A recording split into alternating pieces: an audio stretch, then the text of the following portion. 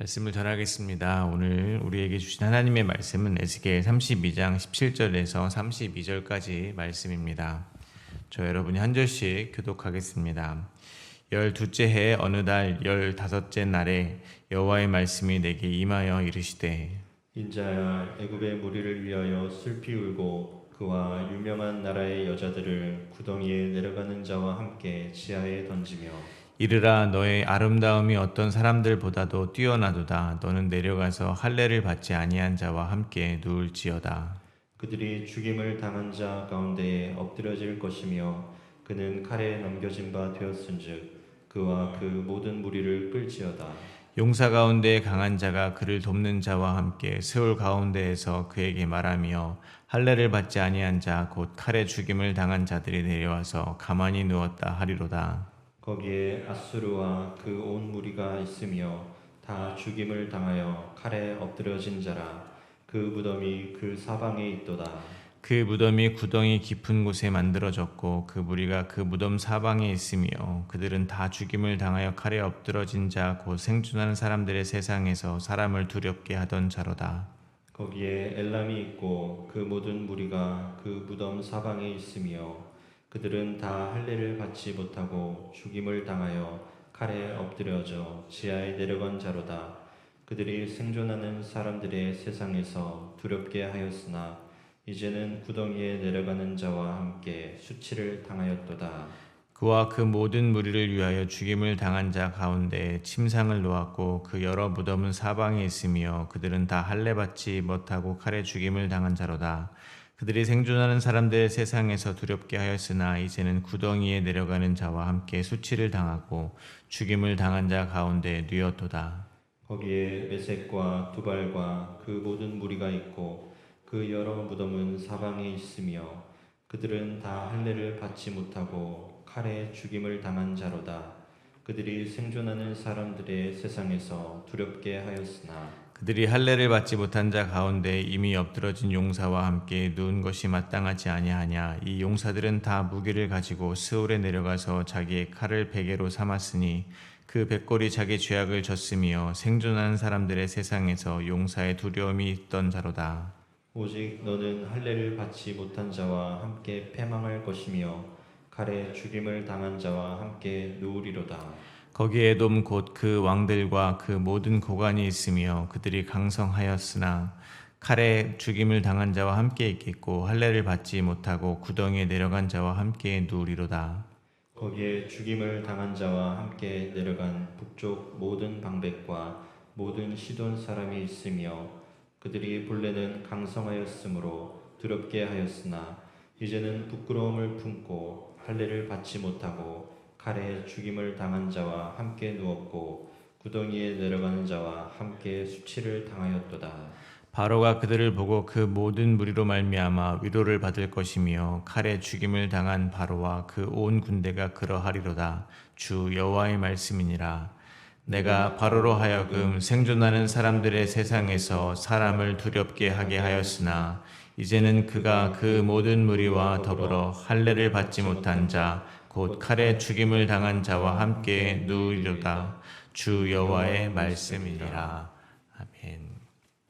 하나님께서는 이스라엘만의 하나님이 아니십니다. 온 세상을 다스리시는 하나님이십니다. 에스겔 25장부터 시작된 이방 나라들에 대한 심판의 메시지는 에스겔 32장까지 이어집니다. 오늘 본문에서는 애굽을 비롯한 여러 이방 나라들의 멸망이 단지 정치적이며 군사적인 패망에 그치는 것이 아니라 그들의 영혼이 스올에 떨어지게 되는 것임을 말씀하고 계십니다. 오늘 본문은 세 문맥으로 나누어서 묵상하겠습니다. 첫 번째 문맥은 17절부터 21절입니다. 여호와의 말씀이 에스겔에게 임합니다. 애굽의 무리들이 죽임을 당한 자 가운데 엎드러질 것이라고 선포하라 하십니다. 두 번째 문맥은 22절부터 30절까지입니다. 아수르, 엘람, 메섹과 두발 등 사람들을 두렵게 했던 나라들도 죽임당한 자 가운데 엎드려질 것이라 선포하라 합니다. 세 번째 문맥은 31절과 32절입니다. 애굽의 바로 역시 할례 받지 못한 자 곧 칼에 죽임당한 자와 함께 눕게 될 것이라는 여호와의 말씀이 선포됩니다. 첫 번째 문맥입니다. 17절부터 19절 일부입니다. 12째 해 어느 달 15째 날에 여호와의 말씀이 내게 임하여 이르시되 인자야 애굽의 무리를 위하여 슬피 울고 그와 유명한 나라의 여자들을 구덩이에 내려가는 자와 함께 지하에 던지며 이르라. 여기서 가장 먼저 묵상할 수 있는 것은 복음을 전하는 일은 한편으로는 심판을 선포하는 일이라는 것입니다. 에스겔에게 하나님의 말씀이 임합니다. 명령하시는 겁니다. 애굽에게 심판이 임할 것을 전하라는 말입니다. 예수님께서도 공생애를 시작하시면서 가장 먼저 선포하신 말씀이 무엇입니까? 회개하라입니다. 그리고 천국이 가까이 왔다라는 것입니다. 천국과 회개, 뭔가 상반된 개념처럼 들리지 않으십니까? 회개하라, 심판이 다가온다, 종말이 가까이 온다 라고 말을 해야 어울리지 않다고 생각하십니까? 하지 않습니까? 그런데 회개하라, 천국이 가까이 왔다라고 선포하셨다는 것은 천국이 가까이 다가오는 것은 곧 이 세상에 심판이 다가오고 있다는 것과 같은 말이 된다는 것입니다. 그러므로 우리가 복음을 전하는 것은 곧 이 세상의 종말을 선언하는 일과도 같은 것이라는 것입니다. 그러므로 복음을 전하는 우리의 마음은 어때야 되겠습니까? 멸망당할 세상을 바라보며 애통해야 한다는 겁니다. 슬피 울어야 한다는 것입니다.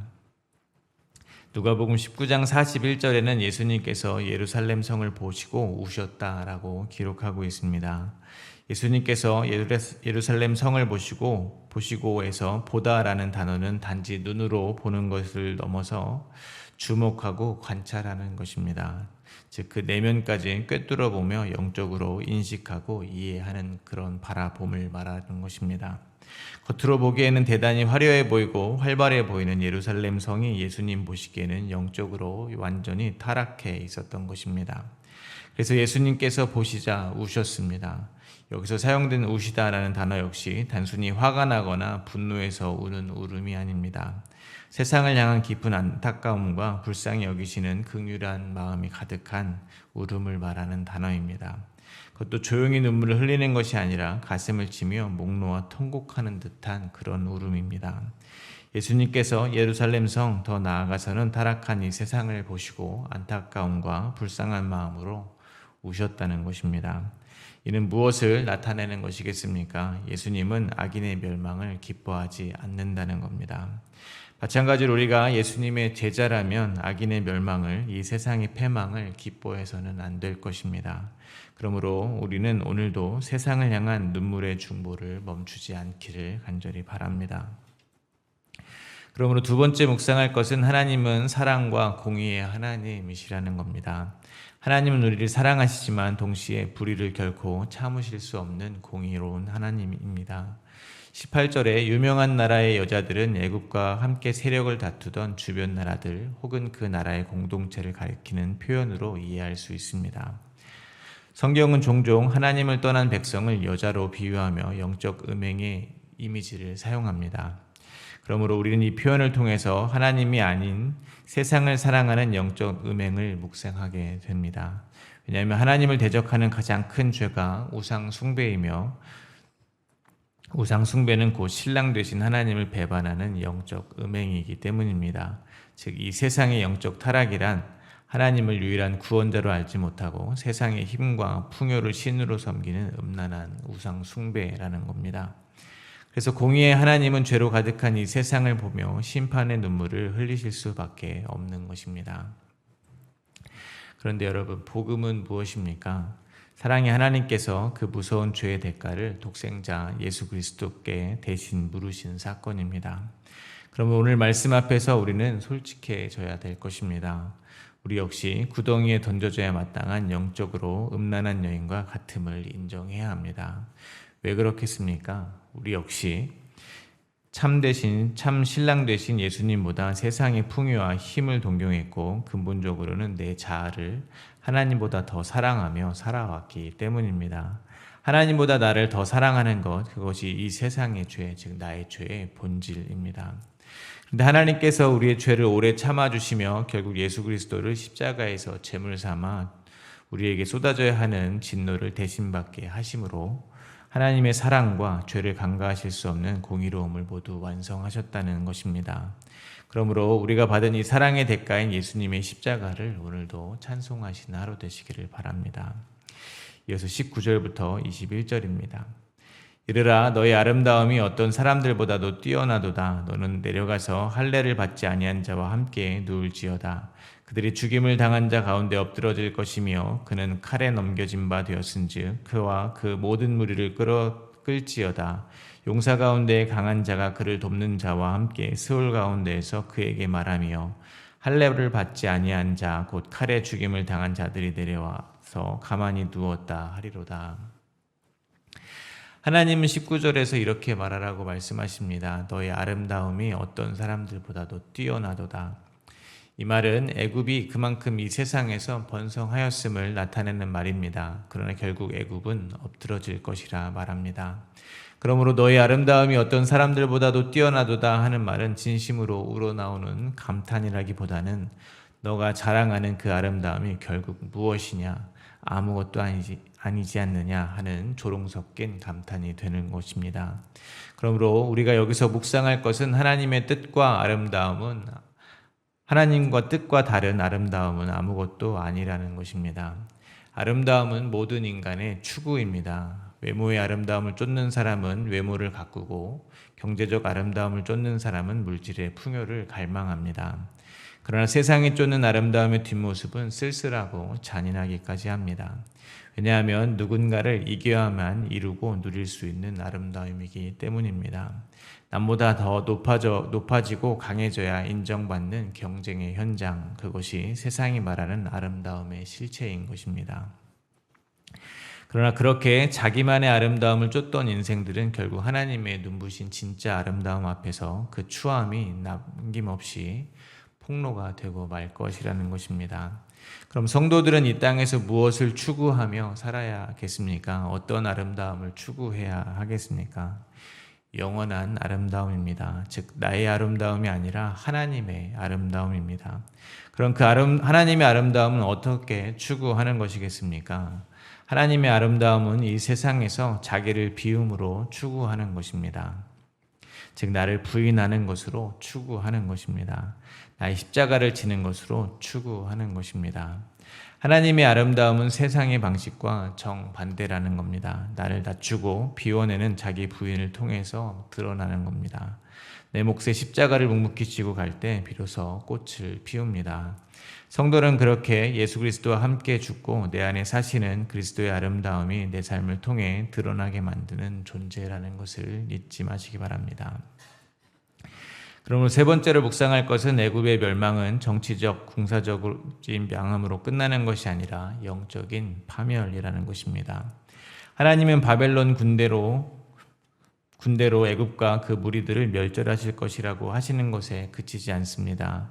그들이 죽은 자 가운데 눕게 될 것이라고 말씀하십니다.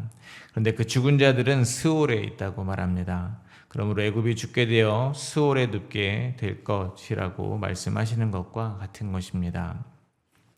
스올은 쉽게 말해서 음부 곧 지옥입니다.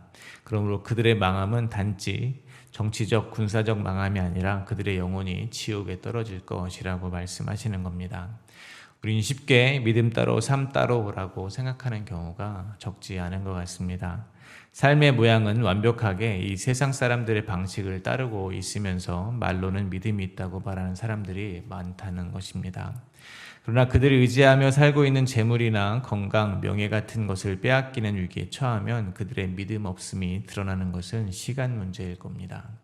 그러므로 아무리 교회를 다니고 있고 믿음이 있다고 스스로 주장한다 할지라도 삶의 방식이 끝내 세상과 같다면 우리는 주님 앞에 서는 날 영혼의 파멸이라는 엄중한 결과를 마주하게 될 것입니다. 그러므로 여러분 오늘 이 아침에 우리의 믿음을 정직하게 말씀 앞에 비추어 보게 되기를 바랍니다. 그리고 내 힘과 의지로는 결코 세상의 방식대로 살아가는 내 삶을 바꿀 수 없습니다 라고 겸손하게 고백하시기를 바랍니다. 그래서 오직 성령 하나님께서 내 안에 참된 믿음을 부어주시기를, 그리하여 내 삶이 주님을 따르는 진짜 믿음의 삶이 되기를 간절히 구하는 이 아침이 되기를 소망합니다. 두 번째 문맥입니다. 방금 묵상한 21절에는 용사 가운데 강한 자가 그를 돕는 자와 함께 스올 가운데서 그에게 즉 죽임당한 자 가운데 함께 눕게 될 애굽의 무리에게 말을 건넨다고 합니다. 그러므로 애굽의 무리들보다 먼저 스올에 있던 강한 용사들은 오늘 본문 22절부터 30절까지에서 나오는 아수르, 엘람, 메색, 두발, 에돔과 같은 이방 강대국들을 말하는 것일 것입니다. 22절부터 30절은 그 내용이 반복되므로 몇 구절을 중심으로 묵상을 하도록 하겠습니다. 먼저 22절과 23절입니다. 거기에 아수르와 그 온 무리가 있으며 다 죽임을 당한 칼에 엎드러진 자라. 그 무덤이 그 사방에 있도다. 그 무덤이 구덩이 깊은 곳에 만들어졌고 그 무리가 그 무덤 사방에 있으며 그들은 다 죽임을 당하여 칼에 엎드러진 자, 곧 생존하는 사람들의 세상에서 사람을 두렵게 하던 자로다. 여기서 묵상할 것은 이 세상은 생존하는 사람들의 세상이라는 점입니다. 아수르가 칼에 엎드려졌다는 것은 역사적 패망이자 하나님의 심판을 의미합니다. 근데 성경은 이들이 살아있을 때 생존하는 사람들의 세상에서 사람들을 두렵게 하던 자들이라고 말합니다. 그러므로 이 세상은 생존하는 사람들의 세상이라는 겁니다. 저는 이 표현이 참 흥미롭습니다. 생존하는 사람들의 세상은 곧 스스로 살아남으려고 버둥거리며 사는 사람들의 세상이라는 의미로 다가오기 때문에 그렇습니다. 맞습니다. 하나님을 믿지 않는 사람을 다른 말로 표현하면 스스로 생존하는 사람들일 것입니다. 즉, 이 세상은 자기의 힘으로 살 수 있다고 착각하는 사람들이 모여있는 세상인 것입니다. 그리고 그들 가운데 권세란 그들을 두렵게 하는 사람들이 취하게 되는 것입니다. 마치 야생의 동물들과 같이 약육강식의 삶을 사는 세상이 곧 스스로 생존하려고 사는 사람들의 세상이라는 것입니다. 그리고 그들은 그 야생 같은 세상에서 권세를 잡기 위해서 서로를 두렵게 만들고 짓밟습니다. 그러한 세상에서 살아남기 위해서는 끊임없이 강해져야 합니다. 남들보다 강하지 못하면 살아남지 못하기 때문입니다. 그럼 반대로 하나님을 믿는 사람들은 무엇라고 부를 수 있겠습니까? 스스로 생존하는 사람들이 아니라 주님께 모든 것을 내어 맡기는 사람들인 것입니다. 나는 죽고 예수로만 사는 사람들입니다. 한마디로 믿음으로 사는 사람들입니다. 그럼 여러분은 지금 어떤 방식의 세상에 살고 계십니까? 세상의 방식은 남을 두렵게 만들어 즉 남의 것을 빼앗아 내 생존을 책임지는 방식입니다. 하지만 하나님 나라의 방식은 오히려 대가 없이 남을 살리는 환대의 방식입니다. 성경을 보면 믿음의 조상 아브라함은 자신을 찾아온 나그네를 대접했습니다. 환대한 것입니다. 나그네란 무엇입니까? 지나가는 사람입니다. 물론 그들의 행색이 좋아서 기대를 품고 잘해줄 수도 있겠지만 일반적으로는 나그네에게 무언가를 베풀 때 그가 갚을 것을 기대하지는 않습니다. 일방적인 베품입니다. 오히려 나그네가 그 일방적인 베품으로 풍성함을 누리게 되는 것이 성경이 말하는 환대입니다. 그리고 그 환대를 우리가 먼저 예수 그리스도의 십자가로 인해서 받았습니다. 약육강식, 인과응보의 세상에서는 있을 수 없는 일입니다. 저는 우리가 사는 세상이 바로 이런 세상이 되기를 바랍니다. 스스로 생존하는 사람들의 세상이 아니라 하나님이 주신 풍성함으로 나에게 갚을 것이 없는 이들을 환대하는 세상이기를 바랍니다. 다른 사람들을 두렵게 하는 권세를 얻기 위해서 살아가는 세상이 아니라 예수 그리스도께서 우리를 십자가의 사랑으로 사랑하셨듯이 더 낮아지며 내 이웃을 십자가 사랑으로 섬기는 세상이 되기를 간절히 바랍니다. 이어서 29절과 30절입니다. 거기에는 에돔 곧 그 왕들과 그 모든 고관이 있으며 그들이 강성하였으나 칼에 죽임을 당한 자와 함께 있겠고 할례를 받지 못하고 구덩이에 내려간 자와 함께 누우리로다. 거기에 죽임을 당한 자와 함께 내려간 북쪽 모든 방백과 모든 시돈 사람이 있으며 그들이 본래 강성하였으므로 두렵게 하였으나 이제는 부끄러움을 품고 할례를 받지 못하고 칼에 죽임을 당한 자와 함께 누웠고 구덩이에 내려가는 자와 함께 수치를 당하였도다. 여기에서 우리가 묵상할 수 있는 것은 우리는 본문의 이방 나라들과 달리 이미 할례 받은 자들이라는 사실입니다. 하나님의 심판을 받아 죽는 나라들에게 쓰이는 상징적인 표현으로 반복되고 있는 것은 할례를 받지 못하고 구덩이에 내려간 자와 함께 누우리로다 라는 것입니다. 할례를 받지 못한 자들이란 결국 택함을 받지 못한 백성을 의미합니다. 하나님을 믿지 않는 자들이라는 것입니다. 이는 반대로 말하면 무엇입니까? 우리와 같은 성도들은 할례를 받은 자들이라는 것입니다. 할례는 남자의 생식기 끝을 자르는 것입니다. 구약의 육체적 할례는 신약의 세례와 그 영적 의미가 동일합니다. 세례가 무엇입니까? 물속에 온전히 잠긴 것으로 나의 옛자는 완전히 죽었고 예수 그리스도께서 주시는 새 생명으로 다시 살아났음을 고백하는 것입니다. 그것이 오늘날 우리가 받은 영적 할례입니다. 앞선 묵상에서 이 세상이 생존하는 사람들의 세상이라면 우리와 같은 성도들이 사는 세상은 할례받은 자들의 세상이 되는 것입니다. 맞습니다. 믿음을 선물로 받은 우리는 모두 할례받은 자들이 맞습니다. 옛자가 죽었고 이제는 새로운 피조물이 되었습니다.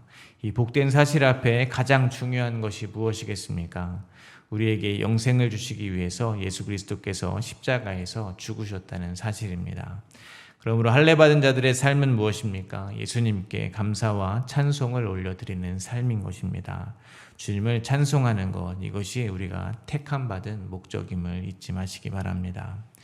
두 번째로 묵상할 것은 우리를 두렵게 하던 이 세상의 권세들은 심판날에 반드시 수치를 당하게 될 것이라는 것입니다. 애굽을 비롯하여 강대국들은 하나님께서 이스라엘을 훈육하는 데 쓰임받았습니다. 하나님의 택함을 받은 이스라엘이지만 그들은 이방 사람들과 다르지 않았습니다. 힘을 추구했고 세상의 아름다움만 쫓았습니다. 이방의 우상을 섬기고 하나님마저 우상처럼 섬겼습니다. 하나님은 그들을 다스리시기 위해서 이방의 강대국들을 사용하셨던 것입니다. 이스라엘의 입장에서 그들은 무엇입니까? 원수입니다. 마찬가지로 우리의 삶에는 그러한 원수들이 등장합니다. 그들은 우리를 가르치기 위한 도구로 쓰임받는 것입니다. 그런데 우리의 입장에서는 그들이 괴롭기만 합니다. 우리의 힘으로는 이겨낼 재간이 없습니다. 그러나 때가 되면 어떻게 된다는 것입니까? 하나님께서 스올에 몰아넣으신다는 것입니다. 부끄럽게 하시고 수치를 당하게 하신다는 겁니다. 그러므로 우리는 하나님께서 원수들을 들어서 우리를 가르치실 때 하나님을 원망하지 마시기 바랍니다. 우리는 그들로 인하여 이 세상에서 잠깐 부끄러움과 수치를 경험하겠지만 예수 그리스도의 은혜로 인하여 영원한 부끄러움과 수치는 피하게 되었습니다. 그러므로 하나님께서 원수를 들어 우리를 가르치실 때 먼저 구해야 할 것은 하나님의 뜻입니다.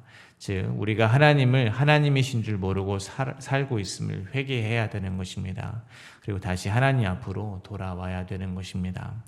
내가 여호와인 줄을 알라 말씀하시는 하나님의 말씀대로 여호와를 알고 힘써하는 것임을 잊지 마시기를 바랍니다. 그것이 우리가 원수의 목전에서 해야 할 유일한 일입니다. 마지막 문맥입니다. 31절과 32절입니다. 바로가 그들을 보고 그 모든 무리로 말미암아 위로를 받을 것이며 칼에 죽임을 당한 바로와 그 온 군대가 그러하리로다. 주 여호와의 말씀이니라. 내가 바로로 하여금 생존하는 사람들의 세상에서 사람을 두렵게 하였으나 이제는 그가 그 모든 무리와 더불어 할례를 받지 못하는 자 곧 칼에 죽임을 당한 자와 함께 누이리로다. 주 여호와의 말씀이니라.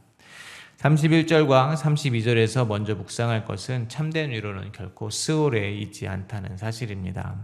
31절을 보면 참 기이한 장면이 하나 나옵니다. 바로가 먼저 스올에 떨어진 이방의 무리를 보고 위로를 받을 것이라 말하는 것입니다. 쉽게 말해서 나만 지옥에 떨어진 게 아니네, 너희도 다 여기에 와 있었구나 하면서 안도한다는 것입니다. 그러나 여러분, 이것이 진짜 위로가 되겠습니까? 이것은 절망 속에서 나누는 비참한 거짓 위로일 뿐인 것입니다. 세상에서 제 아무리 강자로 군림하며 타인을 애통하게 했던 자들이라도 결국 그 끝은 스올의 비참함 뿐이라는 것입니다. 반면 이 땅에서 복음 때문에 애통을 경험하는 성도들에게 하나님은 하느님이 주시는 하늘의 위로를 허락하십니다. 이 땅에서의 복된 애통이란 무엇입니까? 내가 내 힘으로는 도저히 구원받을 수 없는 비참한 죄인임을 깨닫고 오호라 나는 공고한 사람이로다 하며 가슴을 치는 그런 통곡입니다. 자신의 영적 파산을 선언하고 애통하는 자에게 하나님은 예수 그리스도의 십자가를 통해서 감히 세상에 줄 수 없는 영원한 구원의 위로를 선물하십니다. 그러므로 세상의 강함이나 물질에서 위로를 찾으려는 헛된 시도를 멈추시기 바랍니다. 오직 예수 그리스도를 믿는 믿음 안에만 참된 위로가 있음을 신뢰하게 되시기를 바랍니다. 그리고 두 번째로 묵상할 것은 하나님은 높이시기도 하시며 낮추시기도 하시는 분이라는 것입니다. 32절은 이렇게 말합니다. 하나님께서 바로로 하여금 사람을 두렵게 하게 하셨다라고 말합니다. 그러므로 하나님은 높이시기도 하시고 낮추시기도 하시는 분이 되는 것입니다. 우리는 이 세상에서 남들보다 조금 더 높은 지위와 더 많은 소유를 갖고 살아갈 수 있습니다. 반대로 이 세상에서 남들보다 좀 낮은 지위와 적은 소유로도 살아갈 수 있습니다. 그러나 그 모든 것은 주님의 주권 아래서 일어나는 일들이라는 것입니다. 이러한 말들이 너무나 결정론적이고 운명론적으로 들릴 수도 있습니다.